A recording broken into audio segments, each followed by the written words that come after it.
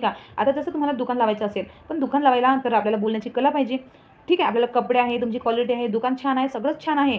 पण जर बोलण्याचे तुमचे शब्दच चांगले नसेल, तर खरंच जे गिराईक असतात ते अट्रॅक्ट होईल का? नाही होणार, आहे ना? तुम्हाला फ्रेंड सर्कल मोठं बनवायचं आहे. तुमचं खूप छान स्वप्न आहे.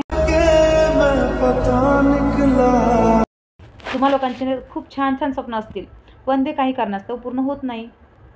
कोणाला बिझनेसमॅन बनायचं आहे, कोणाला प्रमोशन करायचं आहे, कोणाला आपले छान-छान मित्र जोडायचे आहे, कोणाला फ्रेंड सर्कलमध्ये लीडर बनायचं आहे ना? आणि कोणाला आपल्या घरामध्ये छान आपली वागणूक दाखवायची आहे. पण हे काही कारणास्तव ते राहूनच जातो. कधी काय होते, की आपल्या रिलेशनमध्ये आपण मेंटेन असलं पाहिजे, मेंटेन दिसलं पाहिजे. हे तर प्रत्येकाला वाटतं, तुम्हाला वाटतंच आहे ना.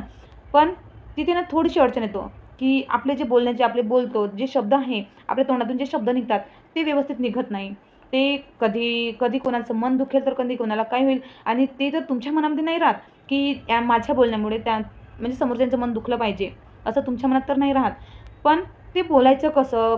म्हणजे कसं प्रेमाने बोलायचं, कोणते शब्द वापरायचे, कशा पद्धतीने बोलायचं, ही कला असते, है ना? तर खूप साऱ्या लोकांना किंवा तुमच्यामध्ये असं कदाचित दुर्गुण असतात, की माझ्यामध्ये बोलण्याचं काही शब्द मी बरोबर मांडत नसेल, मी काही बोलत म्हणजे कधी कडू शब्द निघत असतील, तर जे तुम्हाला माहीत नाही राहत, आहे की नाही? म्हणजे अशा बऱ्याचशा आपल्या आपल्या शरीरामध्ये अवगुण असतात, जे आपल्यालाच माहीत नाही राहत, की कशा पद्धतीने आपल्याला राहिलं पाहिजे. कधी-कधी काय होतं माहिती आहे का? काही व्यक्तींना खूप छान तारीफ करतात, की हां, तुम्ही सुंदर आहात, तुम्ही छान बोलतात, तुम्ही खूप छान राहता, तुम्ही तुमचं मेंटेन खूप छान ठेवलं आहे. पण कुठे ना कुठेतरी आपली जे कमजोरी असते ना, ते आपल्याला सांगतोय, की नाही ह्या ज्या व्यक्तीने म्हटलंय ना, पण हा खोटा बोलला आहे. मला वाटते, की माझ्यात काही ना काही कमजोरी आहे, पण काय कमजोरी आहे? नेमकी कोणती कमजोरी आहे हेच समजून येत नाही. आणि लोकं तर दाखवत नाही, की तुमच्यामध्ये ही कमजोरी आहे. है ना? जर सहजासहजी दाखवत नाही. सहजासहजी लोकं फक्त तारीफ करतात. तुम्ही जरी अ, काय म्हणते तुम्ही जर अटकते जरी बोलत असाल, तर तुम्ही एका काय म्हणेल, की तुम्ही छान बोलतात. आहे ना? म्हणजेच याचा अर्थ काय होतो, की आपली स्वतःची कमजोरी आपण स्वतः पाहणे, स्वतः आपण आरशामध्ये उभं राहून बोलणे, की खरंच माझ्यामध्ये ते टॅलेंट आहे का, की ती माझे जिथं गेलं तिथे माझे फ्रेंड्स बनलं पाहिजे. एका नजरेत माझे फ्रेंड्स बनले पाहिजे, है ना? पण काय होतं, ते शब्द जे बोलतो ना आपण, ते शब्दच आपले घातक निघतात कधी-कधी आणि ते घातक आपल्याला समजत नाही, की मी काय बोललं असं. घरी जाऊन तुम्ही रात्रभर झोपाल, की मी काय असं बोललं, की समोरच्याचं मन दुखले. असंही होऊ शकतो. पण ते तुम्हाला कळणार नाही, आहे की नाही? एखाद्याला प्रमोशन करायचं आहे, ते सगळं छान-छान कामं करत आहेत, की प्रत्येक कामं मनासारखे करत आहेत, पण तरीही त्यांना प्रमोशन मिळत नाही. का?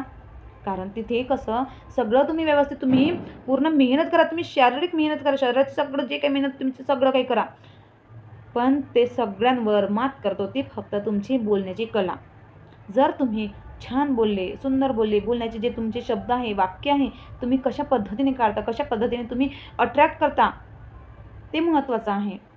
है की नाही? कसं असते, बोलण्यामुळेच तुम्ही 2 लोकांना जोडता आणि त्याच बोलण्यामुळे जर शब्द चांगले नसेल, तर तुम्ही एका मिनिटात त्या 2ही लोकांना तुम्ही तोडता. हे फरक आहे बोलण्यात. तर नक्कीच जर तुम्हाला हे संभाषण कौशल्य मी फेस टू फेस घेते म्हणजे ऑफलाईन आणि ऑनलाईन पण माझे नेहमीच क्लासेस सुरू आहे. जर तुम्हालाही हे क्लासेस करायचं आहे, तुम्हाला ही कला शिकायची आहे बोलण्याची, तर नक्कीच मी ह्या स्क्रीनवर नंबर देते.